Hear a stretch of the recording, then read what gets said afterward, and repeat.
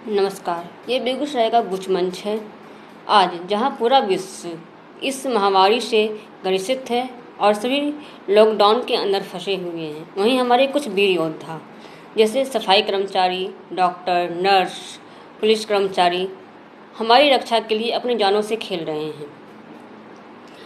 हमारी रक्षा के लिए अपनी जानों से खेल रहे हैं, तो आइए उनके सम्मान में मैं कुछ स्वरचित कविताओं को पढ़ती हूँ। आप लोग आनंद लीजिएगा। पहले मैं अपनी छोटी सी परिचय देती हूँ। मैं भावना कुमारी नरसिंहसराय समस्तीपुर बिहार में रहती हूँ। बेगूसराय से मेरा बहुत ही गहरा लगाव रहा है और आज भी लगाव है। पहले मैं एक कविता पढ़ती हूँ कोरोना के ऊपर, जिसका शीर्षक है महामारी।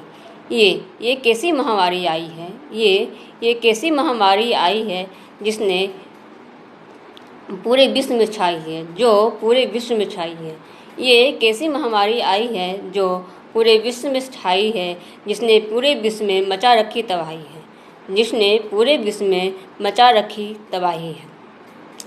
इसने कैसा आतंक है मचाया, इसने कैसा आतंक है मचाया, चारों ओर सन्नाटा है छाया।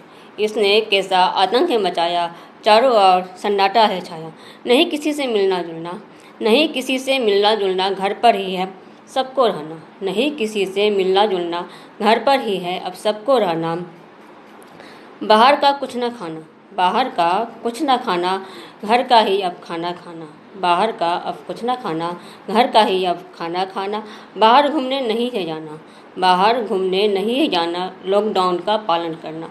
बाहर घूमने नहीं है जाना, लॉकडाउन का पालन करना। भीड़ भाड़ से दूर है रहना, भीड़ भाड़ से दूर है रहना। मुंह पर हमेशा मास्क लगाना।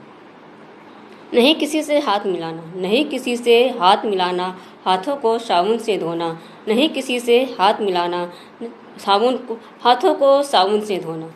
हम सबको है इससे मिलकर लड़ना। हम सबको है इससे मिलकर लड़ना। तभी भागेगा यह कोरोना, तभी भागेगा यह कोरोना। चलिए एक और कविता पढ़ती हूँ मैं। आप कल्पना कीजिएगा, एक 6 साल कीजिएगा और मेरी कविता को सुनिएगा। एक 6 साल की बच्ची अपनी माँ, दादी और पिता के साथ रहती है। उसके पिता एक डॉक्टर हैं, जिनकी ड्यूटी एक अस्पताल में कोरोना मरीज की देखभाल के लिए लगा दी गई है। वो घर नहीं आ पाते हैं या बहुत ही कम आ पाते हैं, और आते हैं तो वो बाहर से ही चले जाते हैं। ना वो अपनी बच्ची से बातें करते हैं, ना अपनी पत्नी से, और ना ही अपनी माँ से। तो वो बच्ची अपनी माँ से क्या पूछती है, क्या कहती है, इसे सुनिए, कल्पना कीजिएगा और मेरी कविता सुनिएगा। माँ पापा अब मुझसे दूर क्यों है रहते। माँ पापा अब मुझसे दूर क्यों है रहते। ना मुझे गोद में उठाते, ना मुझे गोद में उठाते, ना साथ में खाना खाते। माँ पापा अब मुझसे दूर क्यों है रहते। ना मुझे गोद में उठाते, ना मुझसे मेरे साथ खाना खाते। क्यों घर के बाहर ही रहते, क्यों घर के बाहर ही रहते, मेरे साथ नहीं है खेलते। क्यों घर के बाहर ही रहते, मेरे साथ नहीं है खेलते।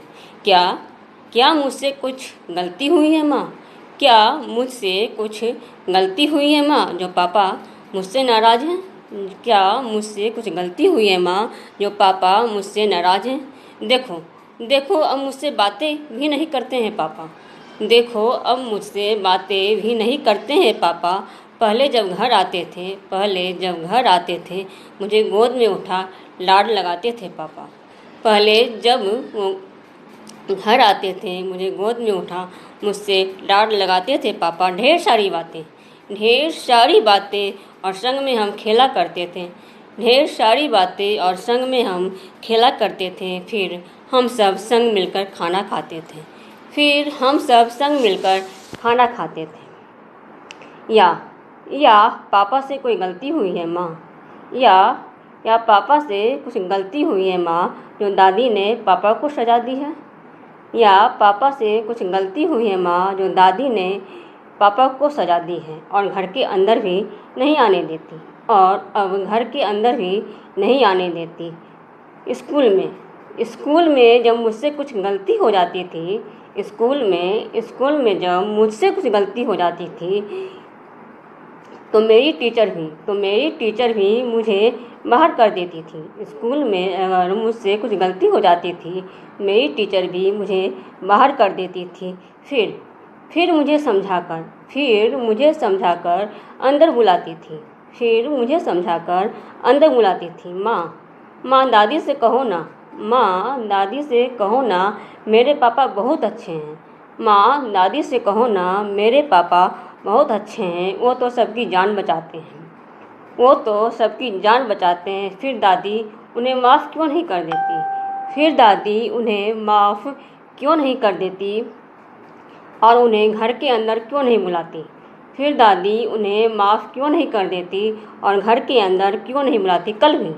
कल भी मैंने पापा को देखा था टीवी पर उस अंकल की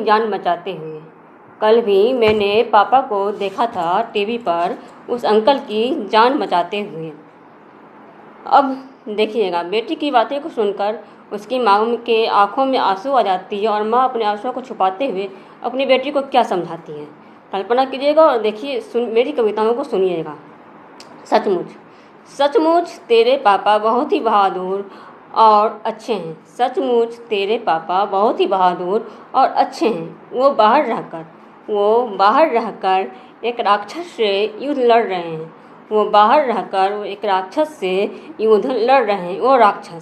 वो राक्षस कहीं हमें और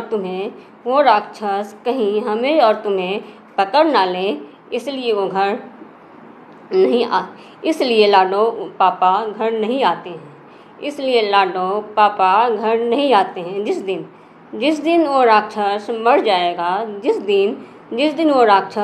जाएगा उस दिन तेरे पापा घर आएंगे। उस दिन हम सब मिलकर जश्न मनाएंगे। फिर हम सब साथ में खाना खाएंगे। धन्यवाद।